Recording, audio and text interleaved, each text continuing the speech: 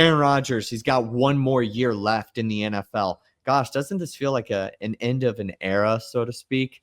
So he's going to play one more year with the Steelers. They're going to try to go for one last run here. What is? Do you have predictions here, maybe for his final year? How do you think this is going to play out? What do you think this retirement tour looks like? Yeah, well, first I want to take my victory lap around this because of Oh the my fact that early on into this process, we were talking about a lot of different teams, and I said the Steelers look like a team where Mike Tomlin is the guy that he's had high praise on for a couple years now, and just in general, like it seems like one of a functional organization that he could kind of like settle down in, and the pieces around him also aren't terrible. You have George, like not George Pickens anymore, but you have DK Metcalf now, and you could have had George Pickens possibly if they like sign whatever. Like the team around him, the Steelers are always going to be good, right? So you have a solid franchise and you have the coach that you'd want. So I just can't see their ceiling being higher than like an 11 win team. I also don't see it being lower than 500 just because of their coach. But I think that like this team could be like a Am I wild card, a am I wild crazy card for team. thinking that they could be a team that competes in the playoffs? Yeah, Like, is that kind of crazy? yeah, you are definitely a They little crazy didn't for have a thinking. QB last year, and I still thought they were like mildly competitive. Like I still thought they were pretty decent. So like you just insert Aaron Rodgers, who I think is going to have a pretty decent year, like one final year. I mean, I'd like to think that they're going to be better than they were last year. So just in general, that would kind of bring me to the conclusion that they'd be able to compete Yeah, I can mildly.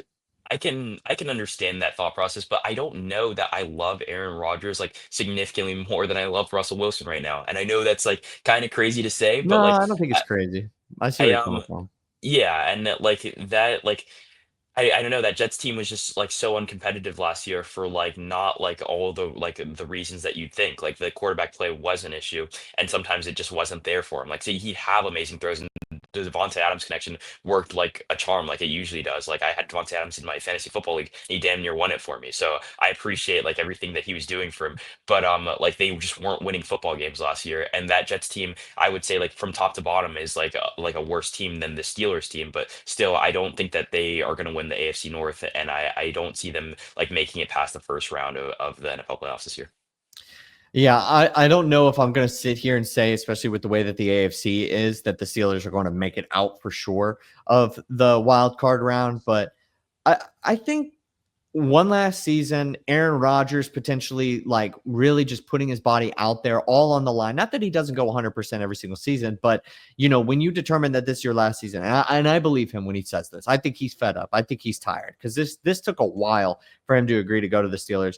I think that it does bring an extra level of I'm not going to leave anything out there for all 17 games, all 18 weeks. I'm going to go fully in with what I can do. And I think that this team looks pretty good. And I think a lot of the core for the Steelers is also on the same kind of timeline right now, where it is we haven't had a QB for the last handful of years. Like we almost went into this season with Mason Rudolph. Like we didn't draft a QB. Like this is what we got. This is all hands on deck this year. I think there's not a lot of teams that can truly say that. And the NFL is very tough to predict year to year. If they do win 11 games, they're not going to get like a home field advantage or a bye, but like that could put them in a really good spot. And I don't know if it'll be enough to win that division. That division is going to be very, very competitive, but that puts them in a decent spot. And they competed hard in that playoff game against the Ravens. Like I thought that they were a good team, and it really felt like, as much as we might say that the quarterback play for the Jets was part of the issue, the Steelers quarterback play was like the main issue for the Steelers last year. So I think that if you change that, that's a huge deal for a team.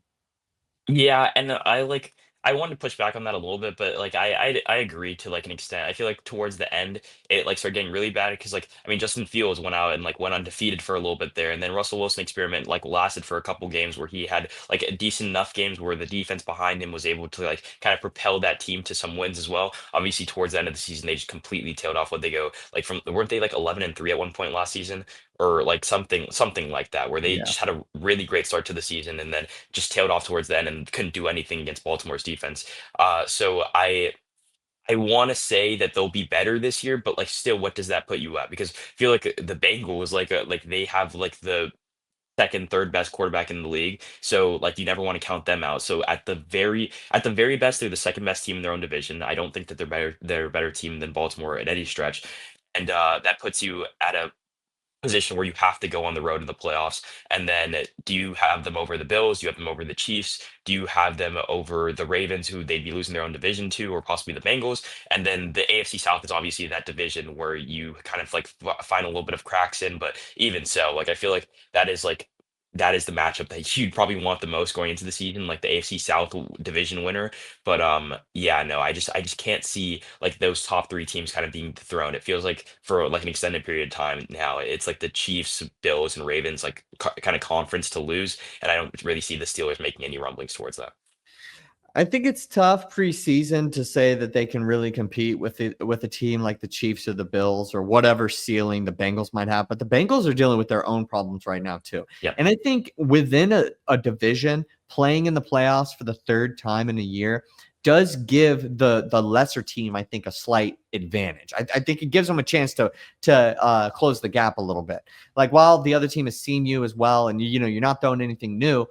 I think it being flipped as well, vice versa, considering that the better team isn't able to show as much new stuff to the worst team. I think it closes the gap, and I think it's more of an advantage for the worst team. So I'm like more open to the Steelers competing in the playoffs against a team like the Bengals, who's dealing with a lot in the offseason, and a team like the Ravens, who it's a rivalry, obviously. So I'm more open to it, but like.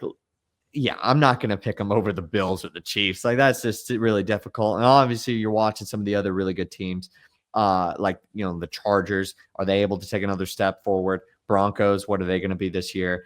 And Dolphins. Yeah, sure. Okay. Yeah, I think Quinn like Ewers with leading the way for the Dolphins. nah, Tua Tagovailoa, gunslinger, they're calling him this offseason, bro. He's put on some weight. But I'm just happy he's still alive. yeah, no, me too.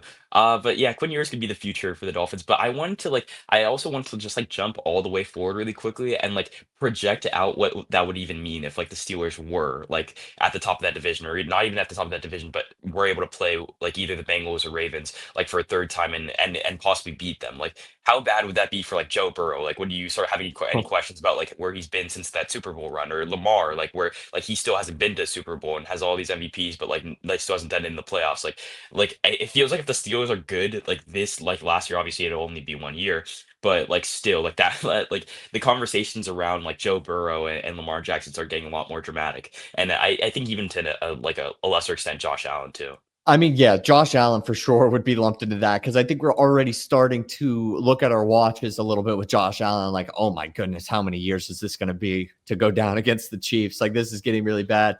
I think Lamar Jackson would be in the same sort of situation because I think both those guys they're going to stay with the same franchise. I think for Joe Burrow, we're looking at it like you're not looking at your watch. You're looking at the duration of the contract that he's got with the Bengals. Because with what they're doing straight up, like with what they're doing in the offseason, like I don't know if like he's going to retire a Bengal. Like I'm really starting to question whether or not that's a possibility. If you go down to the Steelers, obviously they're not going to be a team that's there for, the next 4 years, especially if it's, Aaron Rodgers is truly out and done. But it kind of stings because it's like that. This team, popped up out of nowhere in a sense because they were able to get Aaron Rodgers, not out of thin air, but they were able to compete because they got one player to sign in the offseason, and then they beat you in your prime when you're supposed to be competing for Super Bowls. I think that would almost sting more. I don't know if Aaron Rodgers is going to go out like John Elway or Peyton Manning. Like I don't know if that's in the cards for him. And I would say obviously more likely not than it would actually happen, but I think it'd be an interesting conversation, and if it happened, I think it would put him in a pretty good spot. Like, I don't know if I'm guessing more people rank Aaron Rodgers ahead of Drew Brees. I don't think that that's very controversial. Obviously, Drew Brees could have, used a couple MVPs during his time, but I think it vaults him up to a nice all-time status. And I think it brings a better feeling when Aaron Rodgers walks off with the Super Bowl ring. And so maybe I am a little bit biased. Like I'd like to see his career end nicely because over the last 4 years, it just seems like it's been that Brett Favre saga. It's amazing how it's like a cat's in the cradle kind of thing.